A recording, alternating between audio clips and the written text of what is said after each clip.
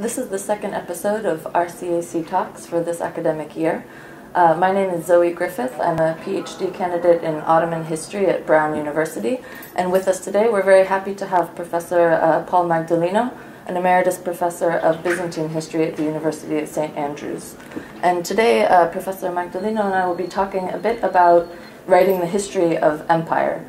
So specifically, how do we write Ottoman history and Byzantine history as imperial history? And how does the framework of empire affect our methodologies and our research questions? So to start out, I think it's useful just to talk a little bit about the state of empire studies, maybe as a field, very briefly. I think that the rise in academic interest in the study of empire over the past 10 to 15 years has maybe two primary causes among many.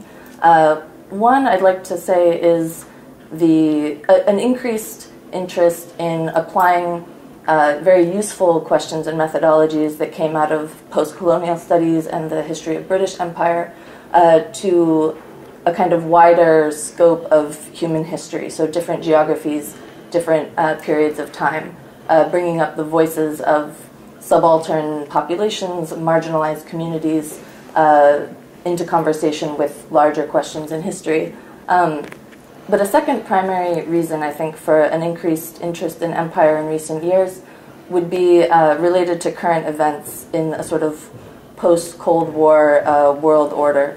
And I think what we see is rising awareness of a sort of American imperial hegemony combined very tragically with the growing reality of the failure of the 20th century nation-state system to protect the rights and human safety of national citizens. So we can maybe see the increased interest in empire as a reaction against the failure of the nation-state system and a desire to understand another mode of social organization. So I'd like to just ask Professor Magdalino whether this awareness of empire, whether this framework of empire helps us to understand the Byzantine history as you study it. I think that every generation has its own perception of empire, and Byzantine history has been studied not as long as Roman imperial history, perhaps a bit longer than Ottoman history, but every generation brings its own perception, as I said, and so that perhaps it's really a question of different emphasis within the acknowledged framework of empire that we ask, and we change the order of the questions and rephrase them from time to time. So would you say that academic politics or a kind of political interest in empire has shaped the study of Byzantine Empire over the past generation, or what is the unit of study, I suppose, is the question when you're asking about the Byzantine Empire?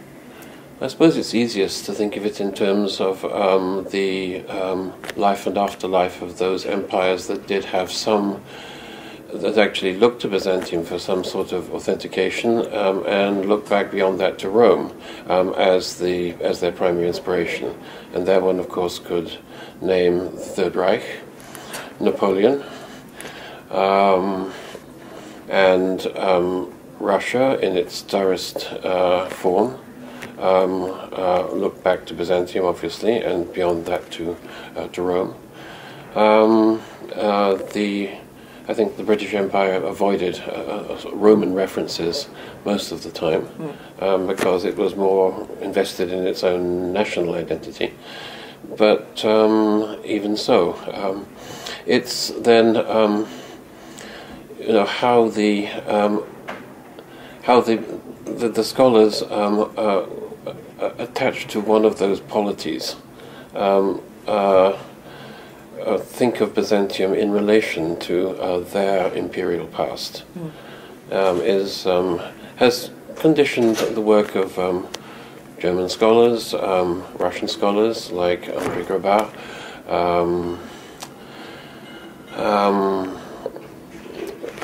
British scholars of the post-Second World War generation thought very much in terms of their imperial presence and the mission of the imperial power to impose civilization and proper values on the world. Right, of course. Yeah.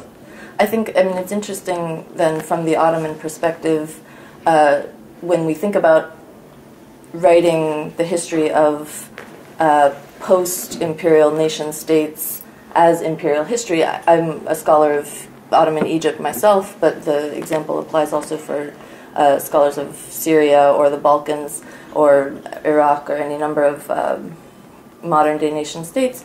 It seems like a very different sort of project because throughout the 20th century, the histories that we have were written so much against the history of empire that now to take that framework is a real political statement in itself.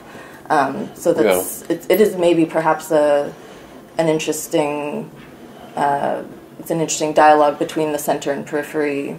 Yes. In the writing of history, even. Yeah. Yes, and in the Byzantine case, of course, you had in the 19th century a Greek national discourse, which was inherited from Byzantium, but nevertheless was anti-imperial, in that, of course, the Greek nation was founded on a revolt from Ottoman imperial rule, and also Byzantium was seen as the antithesis of classical Greece, with which the Greek nation wanted to identify. But of course, the idea that Byzantium was a Greek national empire also gained momentum in the 19th century with the irredentism of the great idea, and so the two tended to become one. So, I mean, yes, nationalism and empire are sometimes identifying, sometimes conflicting. One thing that one might ask is, does an empire necessarily imply a center? Does an empire have to have a center? And is the strength of the center proportional to the strength of the empire? Or, I mean, if an empire is big, is there a point at which it can't grow any further without jeopardizing the center, or the center it holds it back from further expansion and from proper government in the so-called periphery? Yeah, absolutely. And I find personally in writing from the periphery, one might say, it's a constant question to sort of ask, what is Ottoman about this story? Or, so not only to consider how Egypt relates to the center of empire, but kind of, if you're talking about a very local context, where is the empire in this story? And at times, it really might seem quite absent, but that's a struggle. And so your own work is focused on an imperial capital. Yes. And so I just wonder,